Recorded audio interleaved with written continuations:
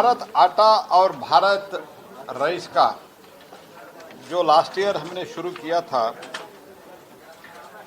जब भी प्राइस ज़्यादा होता है मार्केट में रिलेटिवली, तब भारत सरकार, पहली बार मैं पहले भी इसका जिक्र किया हूँ, प्राइस स्टेबलाइजेशन फंड माननीय मोदी जी आने से पहले ये पीएसएफ का कंसेप्ट कुछ नहीं था. There was no PSF as such. Price stabilisation fund Modi सरकार आने के बाद प्रधानमंत्री जी के अगुवाई में उनके डायरेक्शन के आधार पर ये शुरू हुआ है. हम डेली रिटेल और होलसेल प्राइसेस 22 आइटम्स का 22 एसेंशियल फूड कमोडिटीज हम मॉनिटर करते हैं through 555 price monitoring centres setup in 35 states and UTs. ऐसे तो आप जानते ही फूड डिपार्टमेंट हम प्रधानमंत्री गरीब अन्न कल्याण योजना में 81.3 करोड़ बेनिफिशियरीज को हम फ्री राशन बांटते हैं. इसमें राइस भी है, मीन्स चावल भी है और गेहूं भी है. प्राइस ज़्यादा होना शुरू होता है तब through this price stabilisation fund we also intervene. एक जगह मोदी सरकार एमएसपी बहुत बड़ी मात्रा में हमने ऑलरेडी हाइक किया गया है. It is hike almost twice in a year, and this is the recent hike is the one of the most highest, and in comparison almost in many items it is in some items it is doubled or it is at least more than 1.5% more. So we keep the interest of the farmers also in the mind.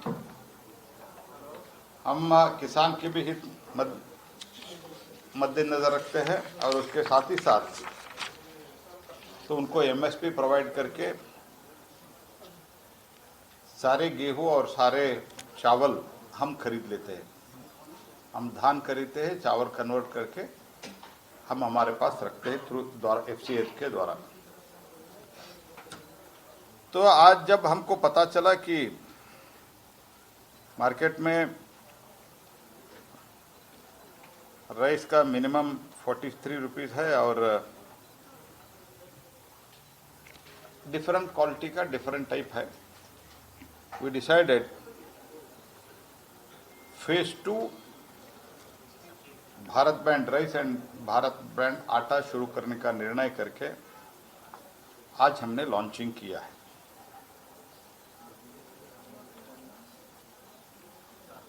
चावल 34 rupees में, MRP not exceeding more than 30 rupees. आटा का under Bharat brand will be available at the MRP not exceeding 30 rupees, 30 रुपये. ये तो major steps है for the second phase.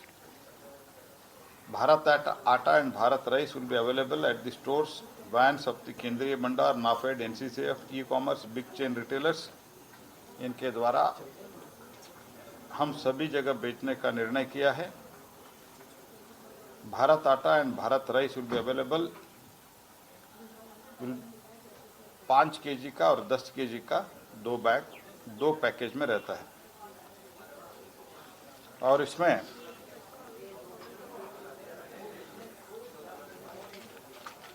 MRP जैसे मैंने पहले कहा 30 रुपीज़ होगा. Last time it was 27.5 and reserve price for the wheat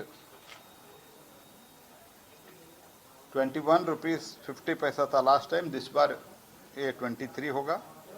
and effective issue price by FCI to this Bharat will be 20.65. We are giving 2.35 rupees per kg subsidy from the price stabilization fund. Bharat rice के लिए as already mentioned 34 rupees होगा. Reserve price अभी 24 rupees है और effective price by FCI 22 rupees होगा. 2 रुपए का subsidy हम प्राइस स्टेबलाइज फंड से दे रहा है. Overall this is a temporary market intervention. एक तरह जैसे मैंने शुरुआत में कहा, फार्मर्स का तो हम लगभग गेहूं और धान पूरा खरीद लेते हैं MSP के ऊपर, और प्राइस स्टेबलाइजेशन फंड के द्वारा जब भी जनरल मार्केट में थोड़ा प्राइस राइजिंग ट्रेंड रहता है, हम आम आदमी के लिए, सामान्य कंज्यूमर के लिए भी एक रिलीफ देने के लिए मोदी जी के द्वारा ये जो गत 3-4 साल से प्राइस स्टेबलाइजेशन फंड हमने शुरू किया है, उस योजना में ये आगे बढ़ रहे हैं. इसके साथ ही साथ कंज्यूमर अफेयर्स डिपार्टमेंट से हमने ऑलरेडी चना का भी शुरू किया है और कुछ और पल्सेस का भी हमने शुरू किया है. तो this is all overall it is a important decision of Prime Minister Modi to give the relief both to the farmers and to the common consumer. Sir, चावल और गेहूं का for the phase 2? Phase 2 this time the allocation is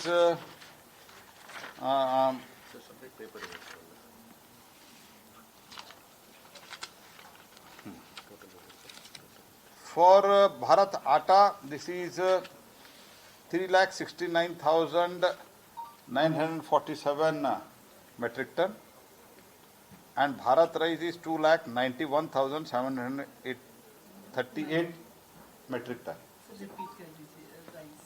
Rice 2,91,738 metric ton. Bharat Atta 3,69,947. कब तक चलेगा sir? Let us see it. अभी तो जब तक स्टॉक एग्जॉस्ट होगा, इस स्टॉक एग्जॉस्ट होगा तब तक चलेगा. अगर आगे भी जरूरत है तो हमारे पास गेहूं और राइस का, धान का पर्याप्त स्टॉक है, हम फिर से रिलीज करेंगे. अभी तो इतना किया है. तो पिछले बार जब राइस लॉन्च किए थे उतना लिफ्टिंग नहीं हुआ था सर, इस बार क्या लिफ्टिंग हो पाएगा सर? Let us see जो market, it is ultimately we are not here to, government is not here to do the business. ज़्यादा बेचने के लिए हमारा सोच नहीं है. हमारा है कि लोगों को रिलीफ देना. जब मार्केट में हम रिलीज करते हैं हमारा स्टॉक या बफर स्टॉक से, तो मार्केट में प्राइस कंट्रोल होता है. That is the whole intention. It is not that हम जो प्राइवेट लोग बिजनेस करते हैं, बेचते हैं for the purpose of business, it is not the motto of food department. The food department only is concerned about our farmers and our consumers. Sir अभी जो बेचना है कि वो 5 kg और 10 kg का है सर, शायद 1 kg का अगर लॉन्च किए होते ज़्यादा पिकअप होता सर. लेट अस सी, लाना पड़ेगा, चेंज करना है तो ऐसे नहीं है. ये तो हमारे डिपार्टमेंट के हाथ में रहता है, मंत्री के हाथ में रहता है. जो कुछ भी जनता के लिए अच्छे करना है, वो भला करना है, उसके लिए हम जो भी निर्णय है हम चेंज करेंगे. अगर फीडबैक तो देखेंगे. एक तो शुरू तो हुआ है, that we all need to appreciate it because it was never used to happen. If I can quote, I was full, I mean even during the UPA government also I was there as the parliament member, MP. Almost 2005 के बाद every alternate session में there used to be a discussion on the price rise. Except in last 2 years because of El Nino and others, थोड़ा कुछ fluctuation होना लगा है. Otherwise, all the prices for more than 9 years, they are well under control. So now price stabilization fund अभी तो 3-4 वर्ष से शुरू हुआ है. हमने उसका उपयोग करने के लिए हमने निर्णय लिया. सर एक क्वेश्चन है कि एक तरफ हमारे पास इतना अनाज है पैडी का, दूसरी तरफ हम प्राइस राइज भी एक है. Isn't it contradictory sir? इतना अनाज होने से एक्चुअली प्राइसेस कम होना चाहिए, क्यों नहीं हो रहा है? तो इसका भी एक स्टडी तो करना है, लेकिन मैं इतना कह सकता हूँ कि अलग अलग क्वालिटी का भी है. Otherwise by and large rice का तो बाय एंड लार्ज ये तो कंट्रोल में ही है. और थोड़ा क्वालिटी का भी, हायर क्वालिटी का थोड़ा ज़्यादा है. कॉमन क्वालिटी का जो है, नॉर्मल क्वालिटी का, वो थोड़ा फ्लक्चुएटिंग बहुत ज़्यादा हुआ है ऐसे मैं नहीं मानता हूँ. थोड़ा जब फ्लक्चुएशन शुरू हुआ to give the relief and market भी कोई भी इस बीच में इसका दुरुपयोग न करे, ये सोच के हमने इंटरवेंशन शुरू किया.